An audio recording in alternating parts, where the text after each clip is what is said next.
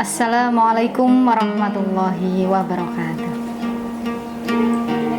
Selamat berjumpa kembali teman-teman, sahabat-sahabat Mansawangi yang insya Allah dipenuhi dengan barokah dan rahmat di bulan Ramadan.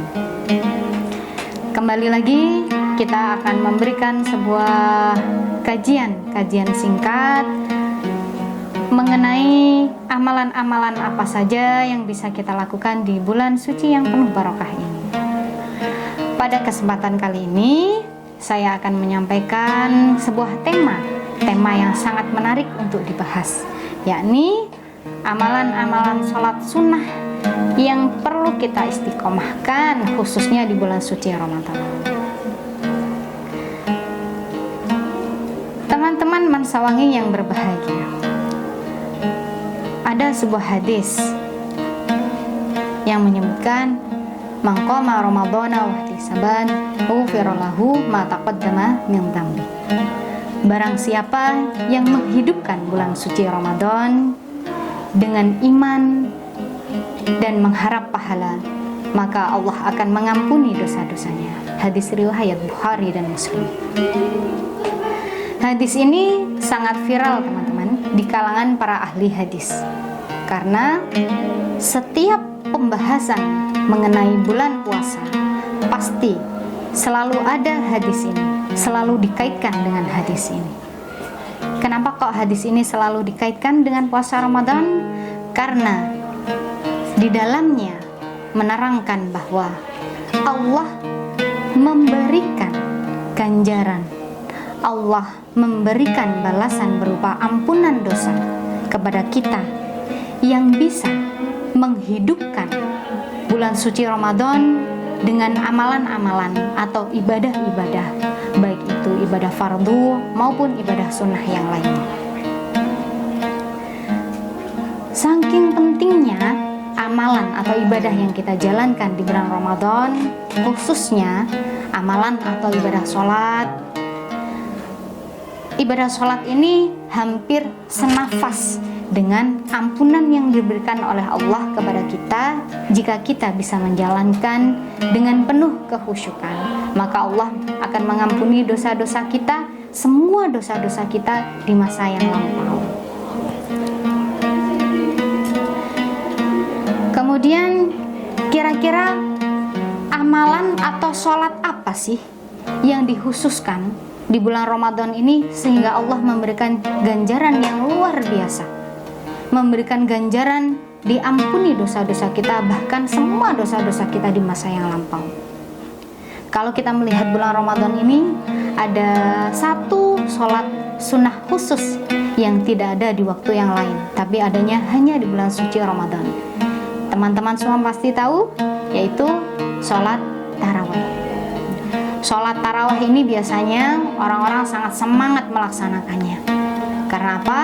Karena hampir semua masyarakat ketika menyambut bulan suci Ramadan, mereka penuh dengan kebahagiaan.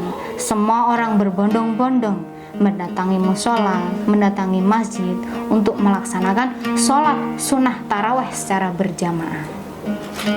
Bahkan orang-orang tidak hanya berangkat sendiri, tetapi mengajak seluruh anggota keluarganya untuk memberikan semangat menambah ibadah atau amalan sholat sunnah, yaitu sholat sunnah tarawih.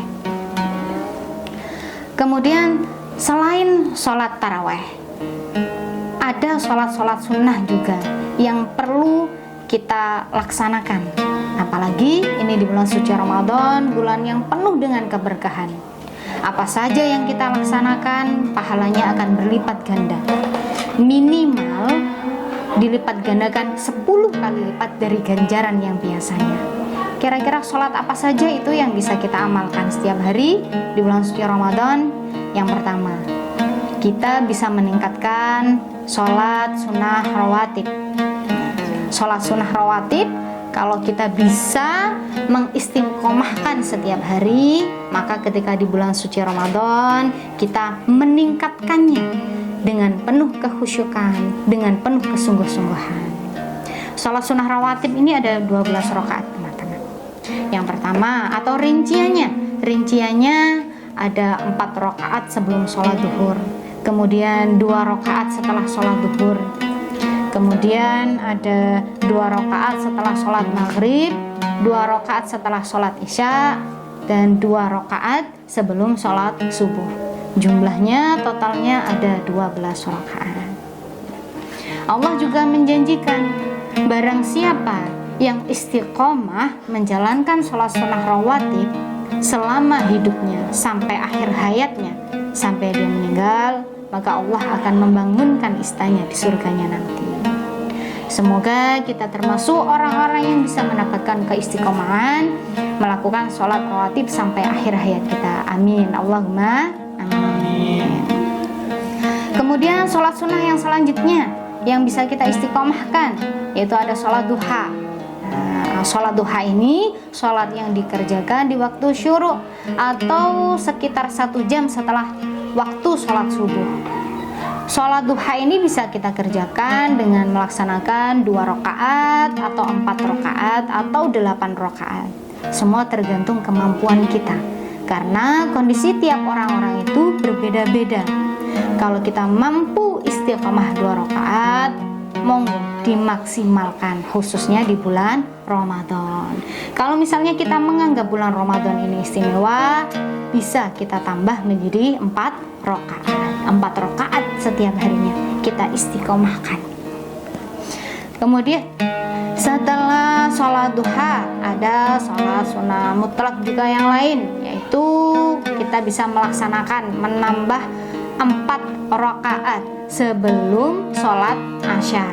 Nah, 4 rakaat sebelum sholat asyar ini termasuk sholat mutlak. Jadi sebelum sholat itu ada yang termasuk sholat mutlak, ada yang termasuk sholat sunnah rawatib. Kemudian ada lagi 2 rakaat sebelum isya. Kemudian ada 2 rakaat lagi sebelum maghrib. Tapi untuk yang 2 rakaat sebelum maghrib ini ada beberapa yang tidak menganjurkan, karena mengingat apa? Waktu sholat maghrib yang begitu singkat dan padat. Apalagi di bulan suci Ramadan, biasanya banyak orang yang masih menyegerakan untuk berbuka puasa atau membatalkan puasa. Kalau misalnya ditambahi sholat sunnah 2 rakaat sebelum maghrib ini bisa menghabiskan waktu maghrib, ya lebih baik kita tidak melaksanakan itu, atau kita lebih mengutamakan sholat fardunya kita, yaitu sholat maghrib. Kemudian ada sholat sunnah lagi juga yang termasuk istimewa, sholat tahajud. Sholat tahajud ini banyak sekali fadilahnya, bahkan di hari-hari biasa ini banyak fadilahnya, apalagi kalau kita bisa mengerjakan khusus di bulan Ramadan.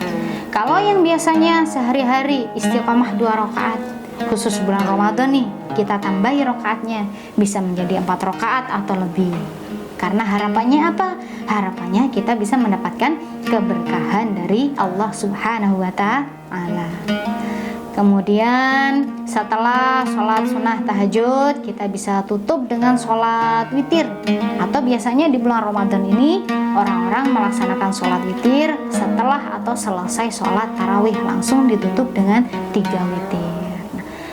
Witir ini minimalnya sebenarnya 1 rakaat saja, tetapi kebiasaan orang-orang melaksanakan sholat witir dengan 3 rakaat. Setelah sholat witir, ditutup sholat witir. Kemudian kalau orang-orang ingin melanjutkan sholat tahajud, monggo silahkan, boleh melanjutkan sholat tahajud dengan harapan keberkahan dan rahmat Allah akan datang kepada kita dengan berlipat-lipat ganda, dengan penuh kelimpahan. Apalagi khususnya kalau misalnya di malam-malam terakhir bulan Ramadan, atau sering kita sebut dengan malam Lailatul Qadar. Malam Lailatul Qadar ini kemungkinan datangnya antara malam 10 malam terakhir di bulan Ramadan. Banyak orang yang berbondong-bondong menambah amalan-amalan, khususnya amalan sholat. Kalau malam hari hanya sholat tahajud di malam-malam sebelumnya, di malam Ramadan sebelum 10 malam terakhir, biasanya di malam 10 terakhir ini orang-orang tidak hanya sholat tahajud saja, tetapi ditambahi dengan amalan sholat sunnah sholat sunnah hajat, terus kemudian ada juga yang menambah sholat tasbih, bahkan ada juga yang menambah dengan sholat taubat. Kenapa mereka semua semangat melakukan itu semua? Yang pertama, selain ingin mendapatkan keberkahan atau pahala yang berlipat ganda, kita semua juga mengharapkan bisa mendapatkan Lailatul Qadar di salah satu 10 malam terakhir di bulan Ramadan. Itu beberapa amalan-amalan sholat sunnah yang bisa kita lakukan selama bulan suci Ramadan. Ingat, bulan suci Ramadan ini adalah bulan yang bisa menjadikan kita menjadi seseorang yang bertambah imannya, yang bisa bertambah imannya, yang bisa menambah kedekatan kita kepada Allah. Kalau di bulan suci Ramadan kita merasa bisa lebih dekat dengan Allah, maka di hari-hari biasa setelah bulan suci Ramadan jangan sampai meninggalkan. Tetapi kalau bisa, kebiasaan yang sudah kita bentuk selama bulan suci Ramadan bisa menjadi keistiqomahan kita di hari-hari selanjutnya. Semoga kita senantiasa menjadi orang yang lebih baik setiap harinya, dan juga bisa menjadi orang yang bisa mendapatkan syafaat dari Rasulullah di yaumil akhir nanti. Amin amin Allahumma amin. Baiklah teman-teman Mansawangi yang berbahagia, sekian kultum atau kajian yang saya sampaikan pada kesempatan yang berbahagia ini. Semoga apa yang kita pelajari, apa yang saya sampaikan dapat memberikan manfaat, memberikan pelajaran yang berharga bagi kita semua. Akhirul kalam, wabillahi taufiq wal hidayah, waridha wal inayah. Wassalamualaikum warahmatullahi wabarakatuh.